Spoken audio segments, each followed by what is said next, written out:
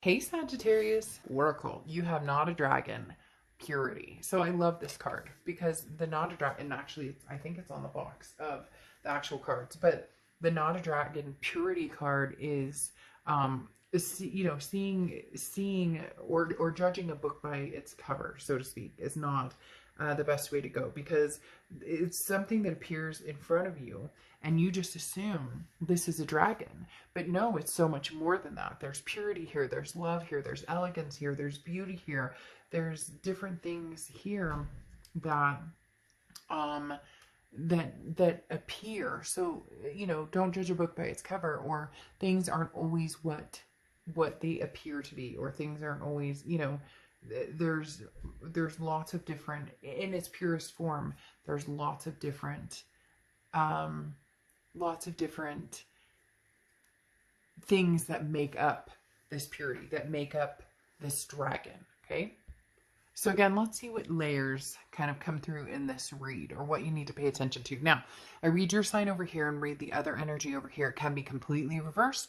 Cross watchers welcome, but keep in mind this is a read for Sagittarius. Now, in your head and your heart, in your head you have the Lovers, and in your heart you have the Knight of Wands. So you're feeling love for somebody, whether it's this past person, whether it's somebody new. There's an ultimatum here, though. The Lover's card always brings upon an ultimatum. So it's either you saying to the other person, look, if you love me and you want to get back together, then we need to proceed, forward with this, because, if not, I'm looking for something very significant. I'm looking for love. I'm looking for the ultimate package. And the Knight of Wands is I'm daring, energetic. So if you're not this person, I will definitely go out and get it. So Sagittarius, I don't think that you're actually going up to somebody and saying, here is, you better, make your decision now. And if we're going to do this, we're going to do this. But I do think that in your mind, or in the way you're kind of coming across, you're saying, if you love me, then love me, let's move forward. And if you're not sure, if you're unclear, then let me love somebody else, and I'm going to let you go, and I'm going to find this closure. Because with the Knight of Wands, you're ready to go, you're raring to go. So you're raring to find love, you want to move forward, you want kind of the happy ending, you want to just move forward in your love life, period. Now over here in their head and their heart, they have the King of Swords, and then they have the Six of Cups. So in their head, there's some sort of truth, or they're kind of like the king of their domain. The King of Swords is I take action when I take action, and I do what I want when I want to do it. And so this is almost like the type of person who, if you say, go make your bed, they're never going to make their bed, if that makes sense. So this is growing, and somebody who's very strong and very capable, but their own opinion is the only one that they actually look at, or the only one that actually matters. So I hate to say it, but sometimes that can be a narcissist tendency. But in their heart, they have the Six of Cups, and the Six of Cups is the ultimate reconciliation card. The Six of Cups is somebody who wants you back bad. So it's almost as if they're telling you, hey, I love you, Sagittarius, I miss you tremendously. And you're like, I love you too, but what are we doing here? And they're not really sure. It's almost like they want their cake and eat it too. And I'll say that because they have the Seven of Cups and the Seven of Cups and the Lovers. So they want you, they want love with you. But the Seven of Cups, especially having it twice, means they have choices or temptations or options. So they love you. Are they committing to you? Are they going the distance with you? What do they want? And you right here, I feel as though you may have other options too, but the options are not as tempting, or it's not a temptress type situation. It's more of a look, again, you have very quick movement between the Knight of Wands and the Eight of Wands. This is the future right here. And the Eight of Wands says you're moving forward with or without this person. So you're either going to find love somewhere else, and man, you are like, I am going to find love somewhere else. You better believe it. And when I find love somewhere else, I'm not looking back. Or if we're going to rock this between you and this past person, then we're going to rock it.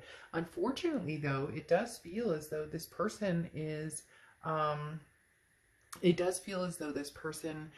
kind of making decisions or choices. And that bothers me a little bit, because it's like they're 1 foot in, 1 foot out. And I've said that a lot this month, because it does feel like somebody on either side has been indecisive, or they say that they want it, they know that they want this person, and yet they can't quite get the gusto to actually commit to it. Because then you have the Temperance card here, which is your card.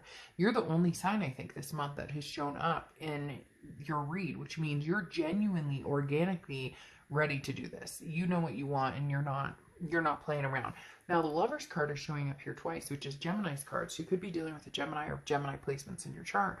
But the Lover's card showing up, it's like you're originally giving the ultimatum, and now they're giving an ultimatum, but their ultimatum is, you know, hey, I want to be with you. I want to be together. I want us to be a couple. But, you know, how committed are they, or how far of a distance do they want to go? Now, you're willing to be patient with it. The Temperance card is patience, you know, moderation and balance. But I think you're only going to hang around for so long. You're only going to, you know, stick around and see what they have to hear for so long before you finally say, hey, no, this isn't going the direction I want. The reason I say that too is because, like I said, these two Seven of Cups talk about the options and choices they have, and you're not even so much bothered by that. You're kind of like used to that with this person. Oh, you know, they don't commit, or, you know, they're always flirting, or they're on those online dating sites, but that's not enough for you anymore. Or, you know, maybe you guys have gotten back together, broken up, gotten back together. It's never, they keep saying going the distance.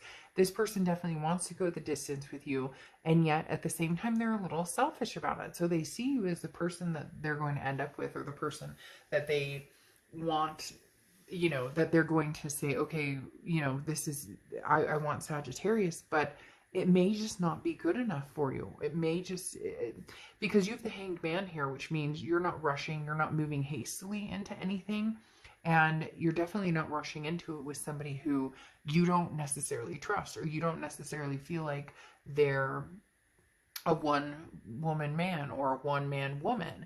And so, and you have the Wisest here, which is, you know, the Hierophant, which is Taurus's card. So you could be dealing with Taurus or Taurus placements, but this card is about like learning from the past and learning from a teacher. So this is, you know, take everything you've learned, in whether somebody's being true or not, whether somebody's being, you know, righteous with you or not, and make the decision. Because this is, you know, the Hierophant is a teaching, a learning, a self-improvement. So you're understanding, you know, what you want, you know what you want, and you're ready for it, and you're not waiting around for anybody. You're going to be patient with this person to see what they have to say, but ultimately, with this Two of Wands coming out, this is like they're looking at their path. The Two of Wands is their goals, their plans. They're doing that separately, and you're ready to do that with somebody. You're ready to find that partner and have that person that you connect with. And this person seems to want their cake and eat it too. You're ready to go to the distance. I'm not sure they're ready to go to the distance, or if they tell you they are, there's still something on the back burner. Now, it doesn't even have to be a person. It could be vices. It could be, you know, maybe once upon a time you guys hit the bars and stuff, and now it's kind of like growing up, which has also been kind of a theme lately in, it's also been a theme with a lot of the reads for the reconciliation, is that, you know, somebody's kind of on a pattern of growing up, and somebody else is on a pattern of, you know, still harnessing like the old fun energy, or somebody's still having that, you know, but I still want to hit the bars, or I still want to and yet they want this life of settling down. So it's like, which one do you want? What's the most important? Where do you stand here? So we're gonna, in the extended read, talk about, you know, even further, do these lovers reunite? Is that what comes? Or, you know, are there options gonna take them out of the running for the distance and what you're looking for? Now you end here with beauty, and beauty is beauty. This talks about no matter what, look, Sagittarius, you want the love. You want to find love. You believe in love. You have the passion and the energy, and you know that you're deserving of it. You can feel that beauty radiating from the inside out. They see it, they love it, but there's some sort of like, I'm afraid to commit, even though they have the ultimate reconciliation card, the ultimate nostalgic, I miss you, I love you, Sagittarius. You know, why can't they just quite give their all? Why does it always have to be like, I need to leave the door cracked a little in case I need to escape? And it may just be a fear of, you know, growing up. It may just be a fear of adulting, of finally coming to that. But they're going to lose out on something pretty special if they don't, you know, get their shit together.